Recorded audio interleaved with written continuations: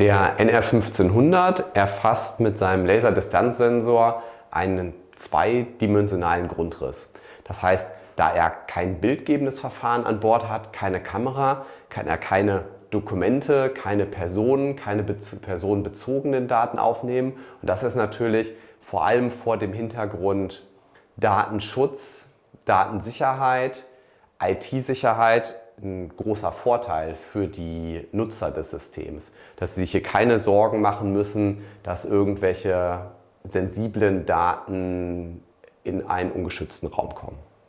Ein weiterer Vorteil, wenn man ohne kamerabasierte Systeme navigiert, ist natürlich, dass man komplett unabhängig von Umgebungslicht und Umgebungsfaktoren ist. Das heißt, der Roboter kann sowohl im Dunkeln fahren, er wird nicht gestört durch Sonneneinstrahlung und das ist natürlich nochmal ein technischer Vorteil. Nexaro. Secure your success.